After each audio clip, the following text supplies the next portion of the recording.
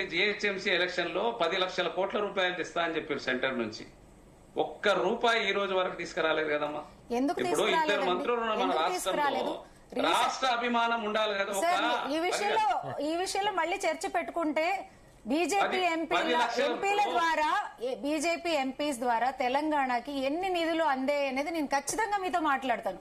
Recent గా కూడా ఖచ్చితంగా మాట్లాడతాను. కిషన్ రెడ్డి గారు ఏం తీసుకొచ్చారు, సంజయ్ గారు ఏం తీసుకొచ్చారు, రఘునందన్ రావు గారు ఏం తీసుకొచ్చారు, డికే అరుణ గారు ఏం చేశారు, అన్ని మాట్లాడుకుందాం సార్. మనం అన్ని మాట్లాడుకుందాం. సున్నా పనులు చేస్తుంది మీరు, సున్నానే కనిపిస్తుంది అన్ని విషయాల్లో. చేసిపోయినటువంటి రాష్ట్రాన్ని ఒకవైపు వడ్డీలు కట్టుకోవాలి, ఒకవైపు అభివృద్ధి చేయాలి. జితేందర్ రెడ్డి గారు, కాంగ్రెస్ ప్రభుత్వము తెలంగాణ ప్రజలు అవకాశం ఇస్తే ఈ రాష్ట్రాన్ని అప్పుల పాల నుంచి బయటకు తీసుకొస్తాము, ఈ రాష్ట్రం ఒక అభివృద్ధిని పెద్ద అంటే ఎవరు చూపించిన విధంగా మ్యాప్ లో చూపిస్తామని ప్రామిస్ చేసినటువంటి నాయకులు మీరు. మీరు ఎలక్షన్ ఒక నిమిషం, అప్పుడు మీకు తెలియదా సార్ తెలంగాణ ఇంత అప్పుల్లో ఉంది, ఇన్ని కష్టాల్లో ఉంది, ఇన్ని ఇబ్బందుల్లో ఉన్నప్పుడు మీకు తెలియదా సార్? మీరు ఎలా ప్రామిస్ చేశారు తెలంగాణ ప్రజలకి? మేము అధికారంలోకి వచ్చి సార్. ఇప్పుడు అభివృద్ధి విషయంలో మీరు చేసిందని అడుగుతున్నారు కదా, వింటే మేము చెప్పగలుగుతాను. నేను అందరం మాట్లాడితే ఏమైతుంది? మీరిద్దరు స్టూడియోలో కూర్చొని మాట్లాడుకుంటున్నారు, నేను అనాలిసిస్ అభివృద్ధి గురించి మాట్లాడినప్పుడు చాలా ఉన్నాయి. ఇప్పుడు ఆ మహిళలకు ఉచిత బస్సు ఎప్పుడన్నా ఇచ్చిండ్రా? అదే విధంగా 200 యూనిట్ల విద్యుత్ ఇచ్చిండ్రా? సన్న బియ్యం చూడండి,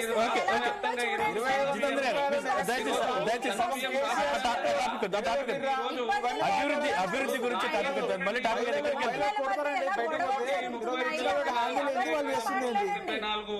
మెట్రిక్ టన్నుల ఈ రోజు ధాన్యం పండిందండి. అభివృద్ధి గురించి దాని గురించి మళ్ళీ వేరే డిబేట్ పెట్టుకుంటాం. పంట గురించి మీరు మాట్లాడారు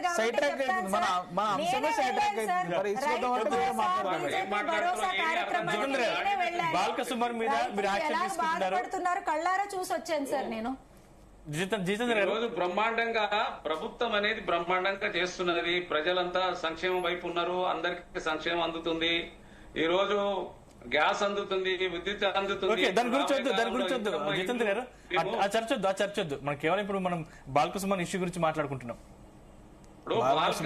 విషయం అదే అండి, మాట్లాడాలి. కేసీఆర్ గారు అది కాదండి. ఇప్పుడు కేటీఆర్ గారు, కేసీఆర్ గారు వాళ్ళకు ఆయన దాని విషయంలో ఇప్పుడు ఆయన ఏమన్నాడు? వ్యవస్థని తగలబెడతా అంటున్నాడు, పగలగొడతా అంటున్నాడు, కాల్ చేస్తా అంటున్నాడు.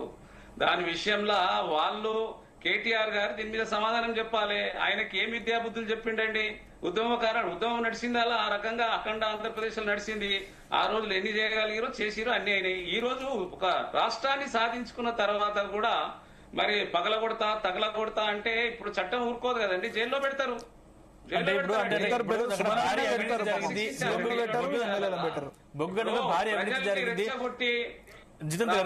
భారీ అవినీతి జరిగింది, దాంట్లో కుట్ర దాగుంది. దాంట్లో కుట్ర దాగుంది, భారీ అవినీతి జరిగింది. దానికి సంబంధించి మాత్రమే ఆక్రోశం వెళ్ళగక్కమనేది బీఆర్ఎస్ చెప్తున్నటువంటి మాట. ఈరోజు నైనిస్ కోల్ స్కామ్ ఉన్నది, ఇప్పుడు సిట్టేషన్ లాస్ట్ ఇప్పుడు కోమటిరెడ్డి వెంకరెడ్డి గారి మీద ఎవరు కథనాలు నడిపారు? మరి నైనిస్ కోల్ స్కామ్ జరుగుతూనే కదా టెండర్లు రద్దు చేసి. ఇవన్నీ మాట్లాడదాం మనం. లేకపోతే ఒక కింగ్డమ్ రాజు సమస్యనా, లేకపోతే ఒక ఉగ్రవాదుల రాష్ట్రం మన పాకిస్తానా? ఇష్టం వచ్చినట్టు ఉగ్రవాదులు కేసులు సోషల్ మీడియాలో ఇవ్వడం ప్రశ్నిస్తూ పెడతా ఉన్నారు. దాన్ని కూడా మీరు దుర్వినియోగం చేశారు. ధ్వంసం చేస్తా, ప్రజల్ని ఇష్టం వచ్చినట్టు చంపేస్తా అంటే ఎవరైనా సరే, ఎవరెవరు చంపుతారు సరే అందరిపైన చర్య తీసుకోవాల్సిందే. ఎవరిని వదిలే ప్రసక్తే లేదు, కంపల్సరీ తీసుకోవాల్సిందే. దీనిపైన మీ కేసీఆర్ గారు చాలా విజ్ఞులు, 80,000 బుక్కులు చదివిన వ్యక్తి, అన్ని రకాలుగా 10 సంవత్సరాలు పరిపాలించిన వ్యక్తి. ఈ రోజు అసెంబ్లీ కూడా రావట్లేదు. కనీసం ఆ బాల్కన్ సుమన్ కి ఒక బుద్ధులుగా చెప్పండి.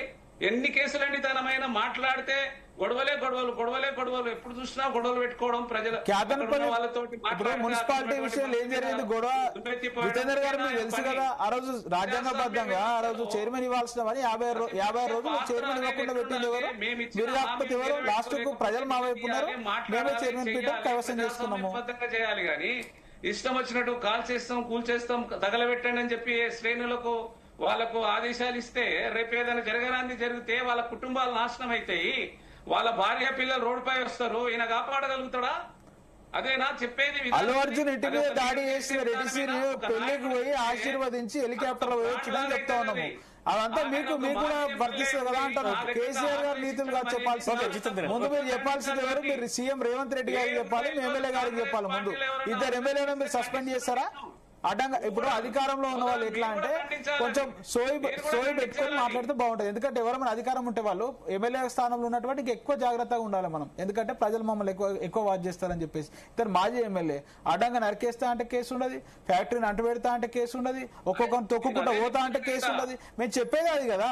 ఇన్ని జరుగుతున్నా గానీ ఎందుకు కేసులు పెడతలేరు అని అడుగుతా ఉన్నాము. వాళ్ళందరూ బయట తిరుగుతా ఉంటే మా నాయకుడు బాల్క సుమన్ గారి మీద ఎందుకు మీరు ఏకాగ్రత పెట్టి ఈరోజు కేసీఆర్ ఏం లేదు, సింపుల్ అండి, సింపుల్. ఇక్కడ సింపుల్ ఏం లేదు.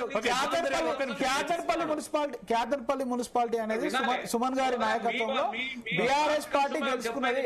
దానికి ఎన్ని రకాలుగా వాళ్ళు ప్రయత్నాలు చేసినా సరే ప్రజలు మా వైపు ఉండి ఆ రోజు గెలిచిర్రు. అప్పటి నుంచి ఇంకా ఈ సుమన్ గారి పైన వాళ్ళకి ఆక్రోశం ఎక్కువైపోయింది. ఒక ఛానల్ అయితే బులెటిన్ నడిపేటట్టుంది. ఇక తెల్లారేసి ఛానల్ పేరు నేను తీసుకోదలుచుకోలే.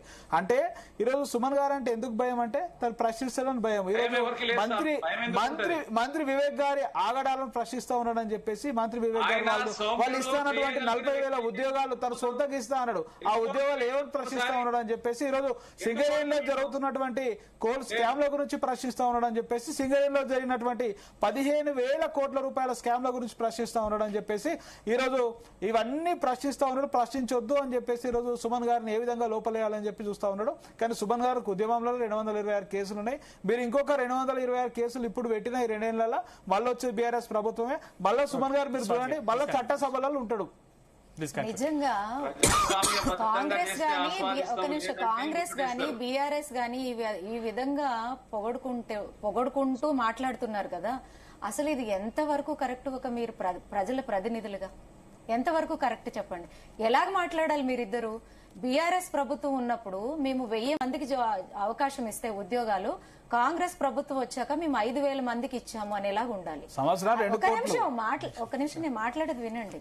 అలాగే బీఆర్ఎస్ ప్రభుత్వం ఉన్నప్పుడు తెలంగాణలో ఇన్ని అంటే 1,000 అభివృద్ధి కార్యక్రమాలు చేస్తే కాంగ్రెస్ ప్రభుత్వం వచ్చాక మేము 5,000 అభివృద్ధి కార్యక్రమాలు చేశాము, ఇన్ని ఉద్యోగ అవకాశాలు వచ్చాయి, ఇన్ని కష్టాలు తీరిపోయాయి, మనకి ట్రాన్స్పోర్టేషన్ అనేది ఇంత అభివృద్ధి చెందింది, దానివల్ల ప్రాంతాలు ఎలాగ అభివృద్ధి వచ్చాయని ఇలాంటి విషయాలు మాట్లాడితే నిజంగా ప్రజలు గౌరవిస్తారు, మీకు ఇంకా అవకాశాలు పెరుగుతాయి. కానీ ఒక లీడర్లుగా ఇలాగా ఒకళ్ళ మీద ఒకళ్ళు ఈ రకంగా చర్చించుకోవడం ఎంతవరకు కరెక్ట్? ఒక ఎగ్జాంపుల్ తీసుకుందామండి. మనము తెలంగాణ సాధన కోసము అంటే తెలంగాణ సాధించుకోవడానికి మేము త్యాగాలు చేశాము, ఎన్నో అంటే పోరాటాలు చేశాము. ఎగ్జాంపుల్ ఏమని అంటే కేసీఆర్ గారి పేరు వస్తుంది. కేసీఆర్ గారు ఒక్కరైనా, ఒక్కరే ఆగండి, కేసీఆర్ గారు ఒక్కరైనా ఒక లీడర్ గా ఆయనకు అవకాశం ఇచ్చారు. ఎంతమంది త్యాగం చేయలేదండి, ఎంతమంది ఉద్యమకారులు ప్రాణాలని కోల్పోయారు. ఇప్పటి వరకు కూడా వాళ్ళ కుటుంబ పరిస్థితి ఎలాగుంది అని ఎప్పుడైనా మీరు ఆలోచించారు? ఒక నిమిషం, వాళ్ళకి పోనీ ఏదన్నా మనకి తెలంగాణ సాధించుకున్న తర్వాత అలాంటి కుటుంబాలని గౌరవించడం అనేది పక్కన పెట్టండి, వాళ్ళ కష్టాలను కూడా చూడలేదు. అది బీఆర్ఎస్ గవర్నమెంట్ అయినా కూడా అలాగే కాంగ్రెస్ గవర్నమెంట్ అయినా కూడా. ఇక్కడ ఇంకొక విషయం చెప్తాను మీకు. తెలంగాణ గవర్నమెంట్ అదే బీఆర్ఎస్